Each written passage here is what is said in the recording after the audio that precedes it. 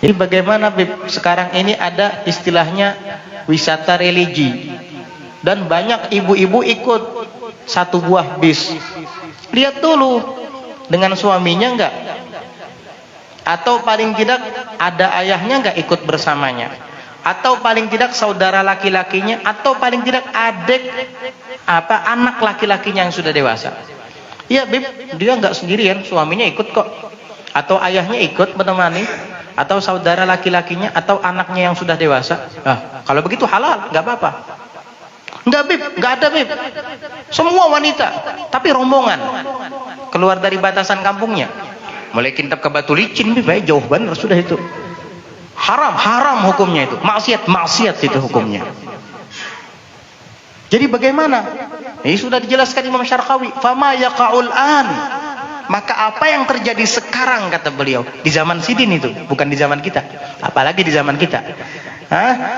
Min khurujin nisa, daripada keluarnya wanita-wanita ilal maqabir, ke kubur-kubur, kharijas sur, di luar batas pagar kampung halamannya, maksiatun adalah maksiat yang wajib untuk dihindari.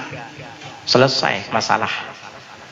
Itulah terkadang kebodohan atau kejahilan akan membuat seseorang terperangkap dalam jebakan iblis yang diiming-imingi oleh kebaikan padahal kemungkaran. Karena apa? Kebodohan. Itulah pentingnya belajar dan menuntut ilmu agama. Tujuannya ziarah kubur ke makam para wali agar dapat berkah, agar hajatnya kabul. Tapi cara untuk melakukan ziarahnya salah, keliru. Akhirnya bukan pahala yang didapat, tetapi dosa. Ada tur ziarah, banyak laki-laki, perempuan ada di sana. Ya, kalau sepasang suami istri, ahlan wa sahlan, bagus sekali kamu. Bagus, teruskan ziarahnya seperti itu. Iya, karena ziarah ke makam para orang-orang yang soleh, para aulia, sunnah. Ke makam orang-orang Islam secara umum itu sunnah. Apalagi kepada para aulia, para solihin, sunnah.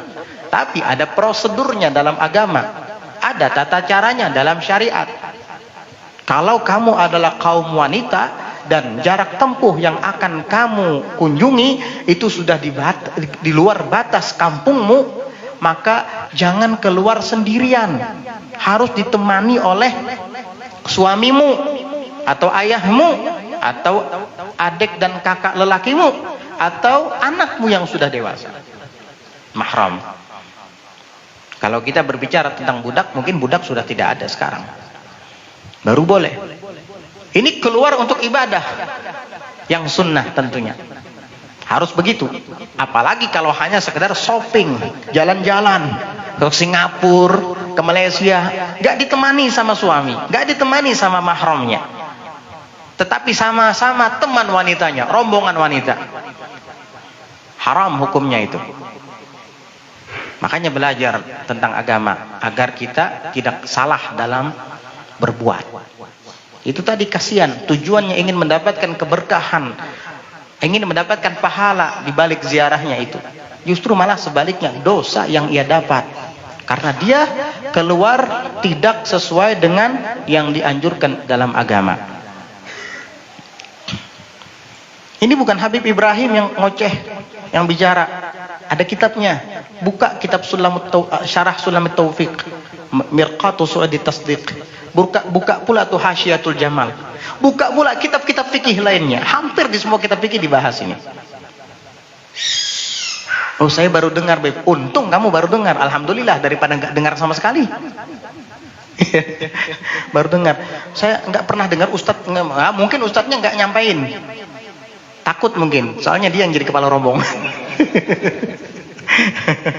Ya mungkin, atau memang belum sempat baca. Husnudzon lah, husnudzon ya. Mungkin beliau belum sempat baca. Ini adalah satu di antara referensi dan rujukan dari sekian banyak referensi rujukan kitab-kitab fikih.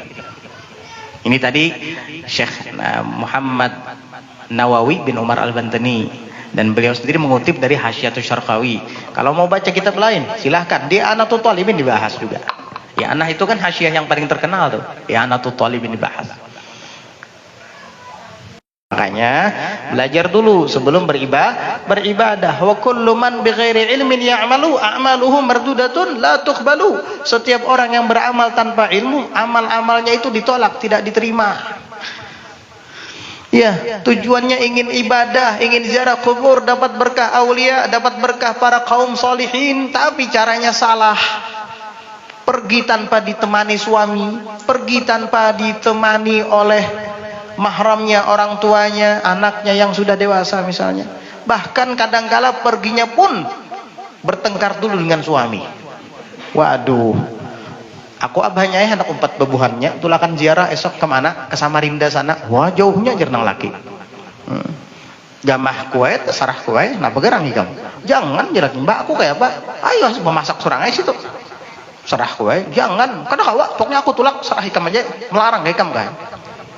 Akhirnya ditinggalkannya lakinya. Mal'unah, nih wanita terkutuk ini.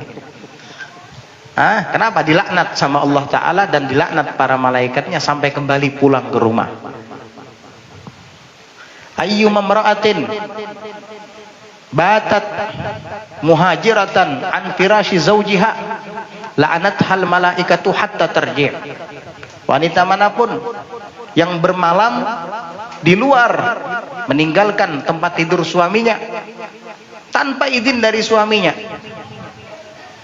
wa huwa 'alaiha sakhit, dan suaminya sedang marah sama dia, la'anat hal malaikatu hatta tarji', maka para malaikat melaknat dia sampai dia kembali pulang ke rumah. Jangan tajun dari rumah laki, apalagi lawan laki orang. Dilaknat kamu sama malaikat. Sampai pulang minta maaf sama suami. Kalau suami nggak memaafkan, hati-hati kamu, ketulahan. Kenapa sesengot? Orang bahari kalau nyabu binian sesengot ketulahan non laki.